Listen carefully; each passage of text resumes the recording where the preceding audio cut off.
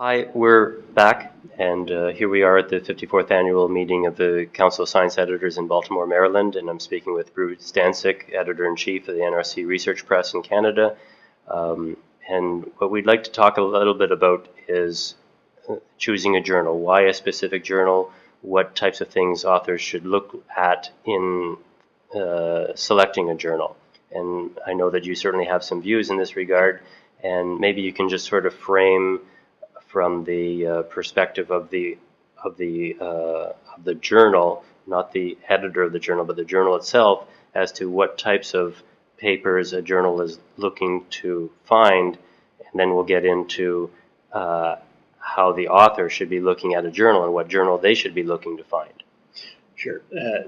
As far as what an editor looks for, he's looking for something that will be of interest to his readership. He's looking for something that is novel, that has a certain element of newness to it. It can't be just reiterating the same thing that readers have heard 50 times over before. So they're looking for something new, something that has an unusual twist to it, an interesting experiment, an interesting study design. And that's often a problem for authors.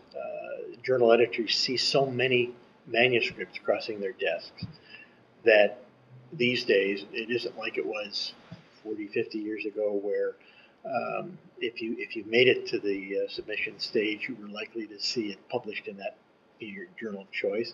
Now, most journals are rejecting half, 2/3, or more of the manuscripts that they see. Often perfectly good manuscripts, high quality science. So what is it about it? It's just not quite in the scope of the journal. That's right. So you've got to look at look at what they publish. Look at what they say. Some journals have a little description of the kinds of things that they're interested in publishing, and sometimes they change those over time. Mm-hmm. Call up the editors, or better yet, if you're at a discipline meeting and you see some journals advertising there and having booths there, talk to them. The editors or the members of the editorial board will often be manning the journal at those meetings.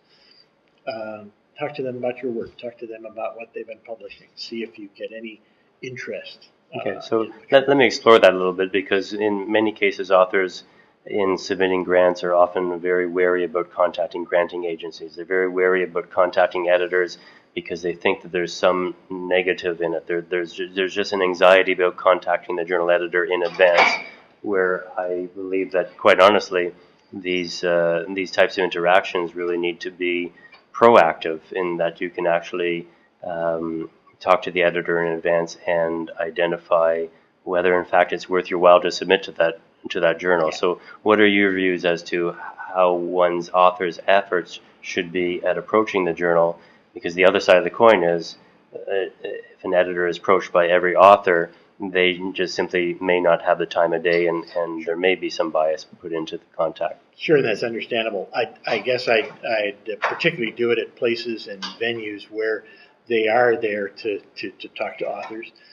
So that situation at a meeting, at a discipline meeting where they happen to be manning a booth for the journal, is a good venue. That's what they're there for. Mm-hmm. They want to meet authors. They want to meet people who are interested in papers. And I don't know how many times it happened to me when I was editor of one of our journals that at a meeting or someplace like that, I'd run into even colleagues that I knew, and we'd be talking about their work, and I'd say something like, "Gee, we'd be interested in seeing some manuscript from you. No guarantees, of course, but."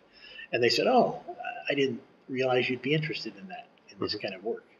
And so find out. Often that is a silly little barrier that we put in the way ourselves, but the editor's quite open to it. So most editors I know are quite receptive to talking to authors about the possibility of. And if not contacting the manager, the editor of the journal, if you go down the masthead of the journal and you identify the managing editor or other people who are in the process, maybe they may be good points of contact as well, with less influence or less worry about the editor's time that you're taking. That's right. And certainly the members of the editorial board, because in many journals, not all, but in many journals, they'll be making the decision on which referees are going to be seeing the paper, and they'll often be making the initial decision on whether we should journal should look at the manuscript at all, whether later on after review if it should be accepted or not, recommendation to the editor. And so those are very key people to talk to. Okay, so let's get into what the editor is looking for. What do they want to see from an author? And we'll get into a little bit deeper. But in choosing a journal, issues of impact factor, issues of quality, what are the editors looking for, and what metrics should the authors be worrying about in selecting a journal? First, for that latter part, for selecting a journal, what's an important journal in your field? What's its impact factor, if that's important in your discipline? Some disciplines it's not important. In the engineering, for example, in some of the natural sciences, not important. Journal half-life may be very important. Those that have a long half-life, greater than 10 years. Is citation half-life. That's right, citation half-life, because it indicates that papers keep getting cited. They're important papers. Yeah. Things like time to print as well, from an author's perspective. That's right, certainly. Look at their turnaround time. Look if they do publish it, or you can find that out from a managing editor or the office of the journal.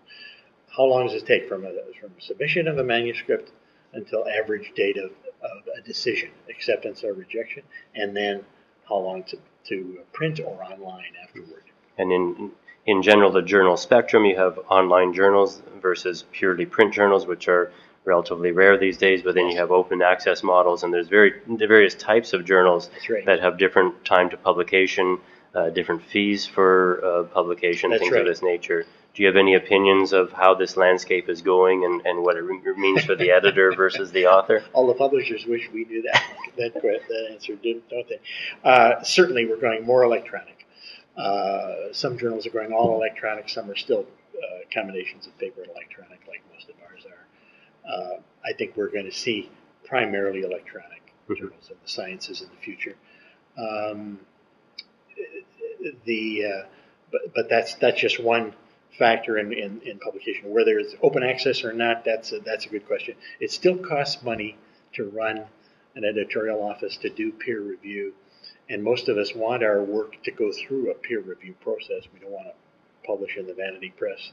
We don't want to spend the time ourselves if we're trying to read things to sift through the wheat and the chaff to find the kernels of wisdom in those papers, and so we want some help along the way.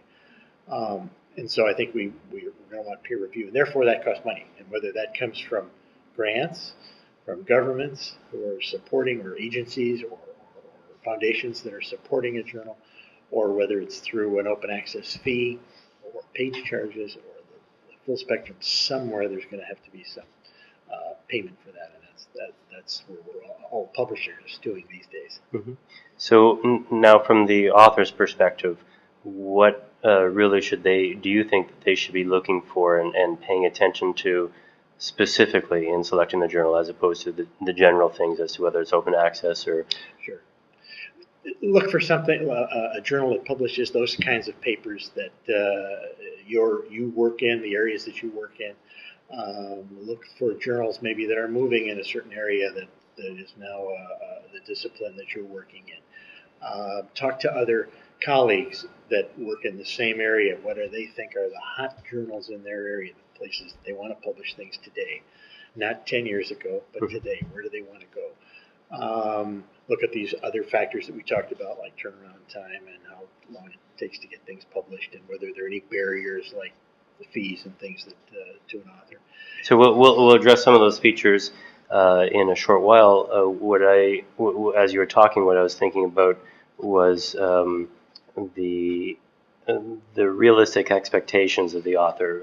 A lot of authors out of emerging markets or out of Asia are not necessarily used to interacting with the what I'll refer to as Western journals, Western English language journals, and there's barriers of culture and things of this nature in interacting, or their perceptions of how they need to interact with these journals.